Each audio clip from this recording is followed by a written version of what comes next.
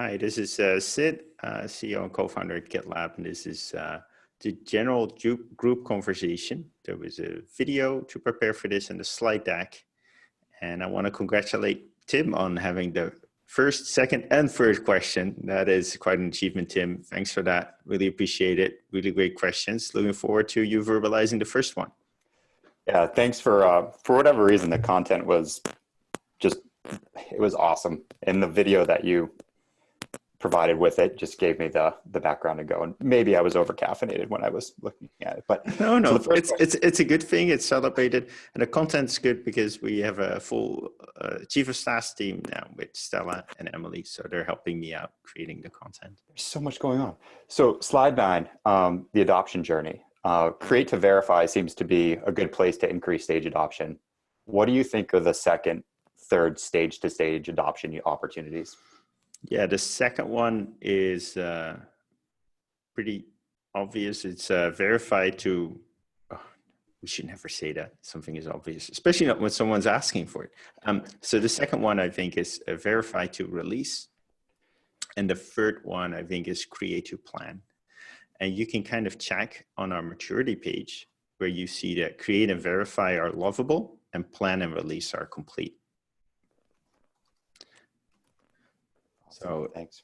It's almost like right now they're squares. It should almost be Harvey balls, like we have on our maturity page. But that will take a mermaid wizard to create. But it's funny, and maybe we can. I'm not sure in mermaids you can draw multiple lines that will be or thicker lines, so we can kind of visualize that. That will be cool. But thanks for asking. And yeah, thanks for focusing on this. And obviously, like, oh, Dan, I said it again. What's super important is to recognize that the first few are the most important. We have 3 million active users on Create and 1 million on Verify. So just that movement, that's our biggest leverage. That's a way bigger leverage than, for example, getting from release to defend, just because there's fewer people in that funnel. Now for the defense, the people working on defense, that's a super important one. But as like what's going to move the IACV needle in next year, it's those super popular ones, connecting them better. Thanks for that. So I guess I have the second question too. Slide 10, flywheel with 2 turbos. Somewhere along the line, I don't know if it was a podcast or a video that I watched, but I recall a meeting where you mentioned the installer as one of the best ways for users to try and adopt GitLab. And then it created this like network effect in the developer community, which then led to like a big solid base for a bottoms-up value sale. So when I look at the flywheel with 2 turbos page, you know, what are the learnings that we can leverage from that initial growth kind of lever with the current state? Yeah, so it means we have to make it super easy to kind of go from clicking the install button on our homepage to getting all the way to verify. And that's getting started. For example, I think there's a couple of people looking at our install page, and you get like 16 million tiles on that page where you can make an option of how to install GitLab. More than half of them really outdated. I'd love for our distribution team to take the lead there and like think of themselves not just as we do the omnibus packaging, but also like we got to make sure the install experience is great. The second thing is adding users.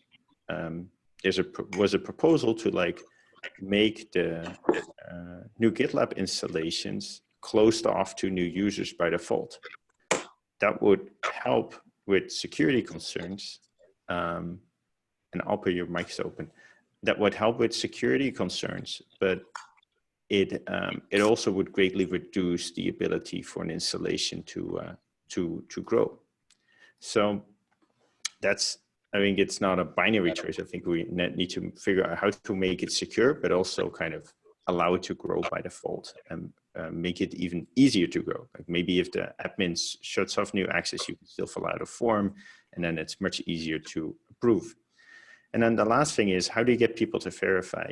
well, right now you install GitLab and now you need to have a runner for your test. How are you going to do that? Are you going to run a runner on your laptop or something? That'd be weird. That eat into your battery life and things like that. Are you going to go to the IT department and request a VM for a not officially sanctioned thing? Well, the official company solution is Jenkins. Well, that doesn't work either.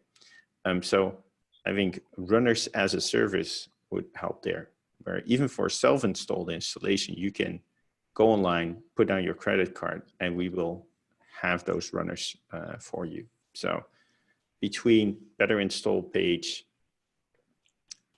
make sure that GitLab, a new GitLab installation is open to new users, and having shared runners, I think we can get a lot. And can someone get the GitLab moderator? I don't have privileges to mute Alper.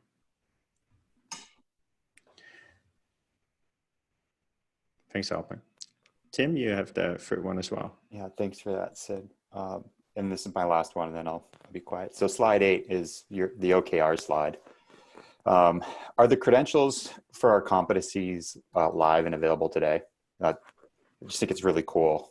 I'd love to just go and take these and get certified. I think it's a good way to learn the product too.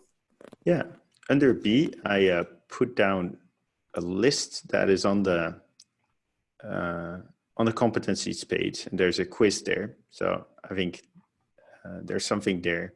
Got it. Okay. I think this list is a bit of an anti-pattern. So what we're going to try to do is make sure that if there's a certain certification or test or certification you can take for a certain subject, it is right there on the page where the subject is explained. So if it's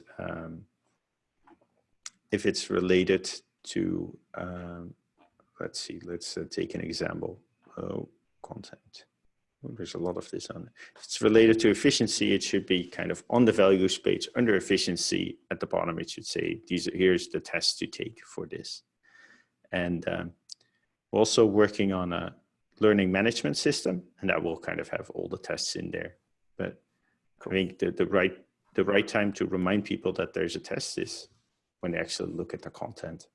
And we're going to try to structure the handbook like that, because we organize the handbook by subject matter, not by format. Like we have a page with only videos, and not by tests either. Thanks for that. I think Jeff's up next, but he's not on the call. If you can verbalize, that'd be great. Sure. It says on slide 13, you mentioned we're thinking about meeting proliferation and commitment to async communication. What actions, if any, are you thinking about, and where do you see GitLab living this out especially well? Sorry, there was a person was hovering over it. A model look to follow. Where or in what ways do you see we could improve? Yeah, I think two things. We should stick to our DRI model, where we have a directly responsible individual that makes a decision. If you need a meeting to make a decision, now you need the meeting. So I think in almost every company on the planet, it is like, oh, well, there's multiple people involved with this decision, so we're going to have a meeting, and then that will be it. I think it's much more effective to say, hey, this is the DRI, they can make a decision, we don't need to have a meeting about it. Then the second thing is meetings are to review a proposal. Like if you have a lot of back and forth on something with someone else, have a meeting about it. Invite other people, that's fine. But there should be a proposal. It should be like, this is what I'm proposing we do. You cannot have a meeting to like think through a problem. Someone should think through a problem, write up a proposal, and then meet about it. Meetings to brainstorm, or meetings to start off with a problem or something like that, I don't think those are fruitful. If it's a kickoff meeting, there's a proposed plan on how to approach the project, and that's what you're reviewing. So every meeting should be a review or something. And Emily's on the call, so maybe we should make this a bit more of an explicit thing in our handbook. know, we call out brainwriting in our handbook. I think that's pretty good. Yeah. So Brandon, looks like you're up next. Great, thanks. Hey, so Sid, you mentioned in slide 9 the disproportionate effort that marketing should place on getting users to adopt more than one stage. I think that makes a lot of sense. The data is clearly there to support it. How do you think that applies to product and or engineering in your mind? You know, I put my own bias in here that I think it applies pretty well. The slide referenced like an epic called Get Up and Running quickly using CI, but then when I went to that epic, most of those issues aren't scheduled but are in the backlog. I think a lot of those have a lot of value for helping people like get into Verify from Create, for instance. So just wanted to get your opinion on like, how does that impact product and engineering? Like it definitely needs to impact marketing. Yeah. Impacts product and engineering as well. Product should figure out how to do it, and engineering should then execute that. Thanks for the examples, and I think this is a good example of, hey, we need a template to help people use our packaging system. We have packages. We should make it very easy to use that. So everywhere throughout the product, it should just be very easy to go through the different stages. And it shouldn't be like pop-ups. Hey, I've noticed you've pushed code. Do you want to use CI? But just make it really easy for me to use CI. I'm not using CI for a reason. Either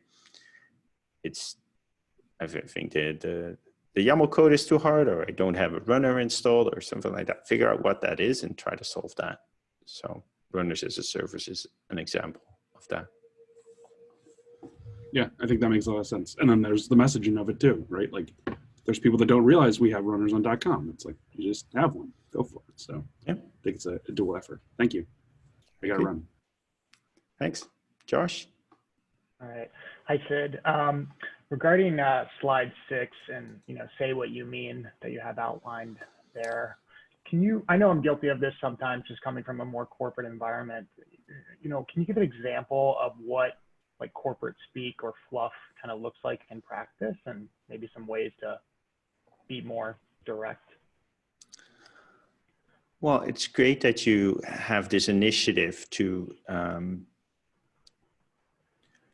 go up and improve our communication, because I think we should be aligned on how we communicate. And I think it's very important that we communicate in a way that is compelling to each other. And corporate communication is of the essence in any company. So I think our guidelines should be that everyone should be encouraged to communicate well. And I think that if we align our communication and make sure that we set clear goals, and it's a multidimensional problem. So I think there's an adoption curve in this and how we communicate. And in that adoption curve, I think we should have engagement from the entire company to align to a common framework. I hope that wasn't clear. No, that was. Thanks, Sid. Thank you. And to destroy the humor, but like that was like a nonsensical answer. And many of the words I used are words that people use to kind of, that you can avoid using and just simplify things. Like keep it super simple. Instead of framework and principles and stuff like that, just say what you mean. Yeah. Say what the frameworks are, what the principles are, not that there are principles. Got it. Okay. All right. I'll pass it over to Tucker L for the next one. Hey, Sid. So myself and some others on my team, and I'm sure other folks out of my team are experiencing it too, but ironically, I'm noticing what I believe to be kind of a toolchain complexity experience, where with regards to communication and single source of truth with data, it's kind of being spread out primarily across Salesforce, Slack, email, and GitLab. And a lot of that communication is actually duplication. Is this pain known at the higher level, and is there any like top-down pressure to try and address this? Or, because from the bottom up, we're definitely trying to think of ideas to solve it. I just want to know if the top-down has the same perspective. Yeah, so it's a tough problem. I think our systems of record are Salesforce for the go-to-market and GitLab for the R&D effort. And then Salesforce emails typically used to communicate outside. And Salesforce should be good at like attaching those emails to the customer records. And then Slack to GitLab is still missing. I frequently see a high fidelity conversation in Slack, and then a product manager making an issue based on that, the suggestion, but it's missing all the context. Like there were 15 links passed around, there were all kinds of ideas, and then the issue is like 2 lines instead of kind of capturing the background that was behind the proposal. So I think Slack to GitLab is where we can most improve. To answer your specific question, there's not an initiative on the e-group level, except that we see that we're using public channels in Slack less and less, which is not kind of the multimedia problem you're talking about, but a single media problem of, hey, how can we make sure we're that everyone can contribute by making sure that things are visible to others. And I think we had one action point. I think that was on Emily. Emily, you want to comment on what we're doing there? Yeah, we're going to look at the data to come back with a new suggestion for what the good goals there are around private and public channel communication. We want to make sure Slack communication is happening in channels. We recognize that there's some portion of work that needs to happen in private channels, but we want to make sure those are not in group DMs and instead in private channels. So we're looking at what the data is, what reasonable goals are, and then how we can make sure leaders like the executives and senior leaders in the org are kind of leading by example by communicating in those Slack channels. Can I ask a quick follow-up on that, Emily? Yes, sure. What's your opinion of standing up like temporary channels for like a working group just to do kind of off-issue conversations that aren't relevant to it's relevant to the issue, but it's not material? Yeah. Do you know what I mean? I've been conflicted about that. Slack channels are free. So create them for anything. You want to talk about Survivor, like create a Slack channel. There's no reason that needs to be a private conversation. Like you don't know when we hire a new person who's also into Survivor. And I think that that's also true in work. Like create a channel, this new initiative, whether it's a working group, use it. And then when it's done, archive the channel. So especially in cases like that, we should over err on public communication because you never know who you're going to pull into the conversation down the road. Great, thank you. That was spot on. Thanks, Amanda, for that question. And thanks for Emily for that answer. We should create more Slack channels and we should deprecate more Slack channels. And we should get out of the group messages, the group DMs. Kat, you have a really good point. Hi, Sid. I just had a quick question. I noticed today that there were a couple of MRs around our communication, and I just wanted to ask, I'm seeing more terms around these always or nevers, and I know that the intention is to reinforce culture, which I think is great. I'm just a little concerned that it might come off a little too strong, and some people might not feel like they have the ability to vocalize a counter position, for example. Is there a reason why we've chosen not to exclude these from our language? Yeah, no, I don't. I think it's unintentional, but it's certainly something we can change, and I think it's a good call out. Most of the content in the handbook is a guideline, not a rule book. There's exceptions, like our code of conduct. Probably when we mean always and never there, we probably mean it. But 95% plus of the content is less strong. And look, we have people because it's not always obvious what to do. So it's not always obvious. But I certainly catch myself a lot taking very strong positions. Like customers never asked for that and stuff like that. And I'm trying to dial it down because I already have, because of my title, a megaphone, and I should dial it down. So this is a good reminder of that. But I'm very open to dialing it down. And on the handbook usage page, there's a part about making it a guidebook. So maybe it's an item we can add there, like when possible, never use terms. No, when possible, try to avoid these terms because it makes it seem more like a rule book and less like a guidebook. So great call out. I love your response. I would say I would agree. Like if we did update the handbook around absolute terms, we should also say never use these terms, right? That's kind of counter. I think it would be like be mindful of using these terms or something like that. If that makes sense. Thank you. I do want to call out that you can't always translate from a different language to English when you're actually trying to explain. So sometimes always, never are the only translation you have. So we kind of need to be careful of how we phrase that in the handbook. Maren, I think you bring up another great point. I think I'm seeing a lot of these MRs being merged really quickly, which I totally understand in line with our iteration value. But I would also like us to start to consider inclusion from multiple perspectives, thinking about when we do put these communication guidelines out, are we unintentionally marginalizing some people? As Maren mentioned, in some languages, these might be the only options you have. Yeah, the more basic your understanding of English, the more likely you are to only know these words. And I think a lot of times the gray area words are much harder to interpret for non-native speakers. So I think it's a paradox of like using simple language, but then not using absolute terms. And I think it's a solvable one, but I do like Maren's call out. Thank you, guys. Thanks, Kat. Anybody who has a question they want to verbalize without typing it first? I have a question and I'll type it in the doc as soon as I'm done.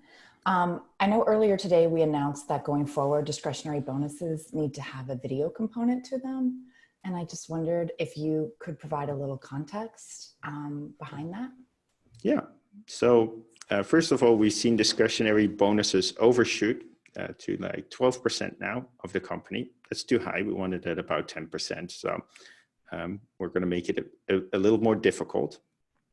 Second, we've seen them being proposed and almost awarded for weird stuff, like following sports lessons. Like that's not a bonus criteria. Look in the handbook. As if you're a manager, make sure that you're on top of it. Third of all, we say that we try to give negative feedback in a small group and positive feedback in a large group. And I think this is the most important one. The larger groups so far has been the company, but I want to have it was my proposal to do videos.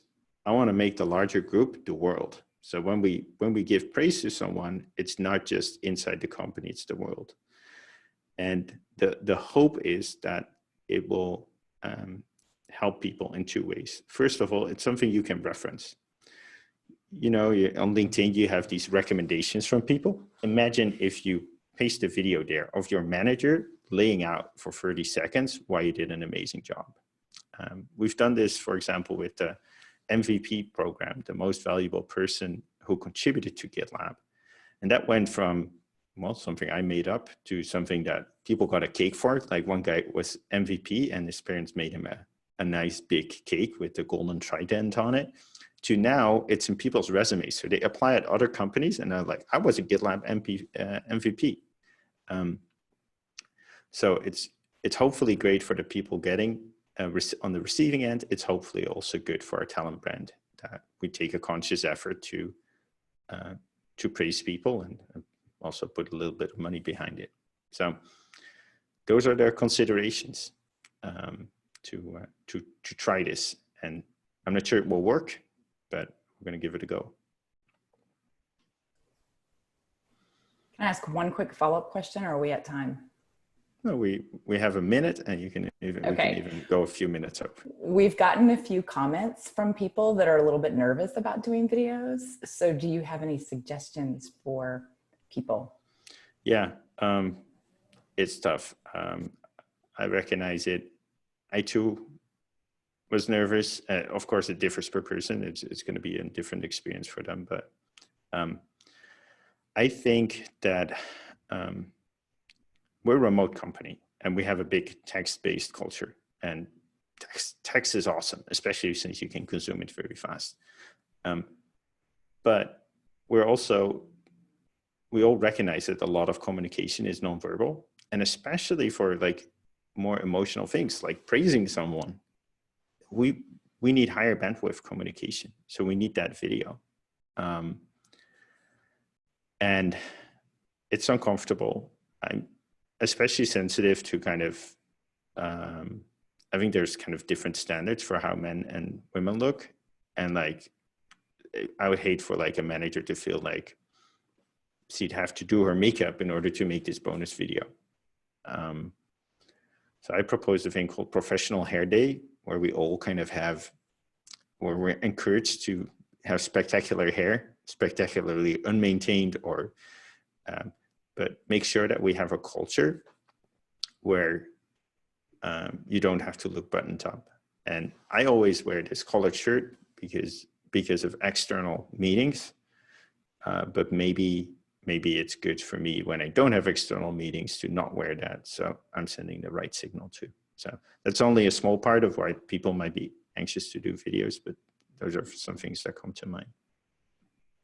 Thank you. Thanks for addressing that. Sid, you mentioned that one of the reasons why we are doing this is to reduce the number of bonuses.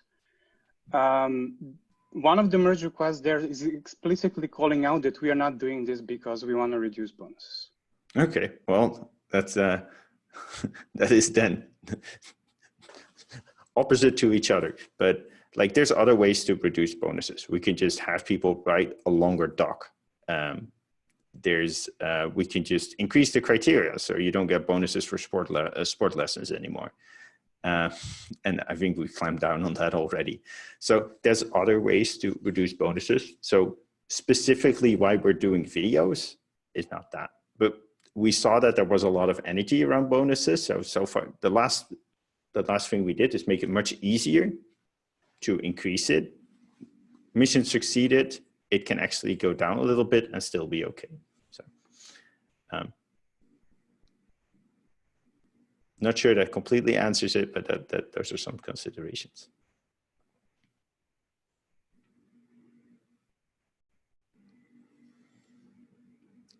But maybe, I think our goal now is have more than 10% bonuses, and we went to 12. So finally, that's the first time in company history. So that's a great thing.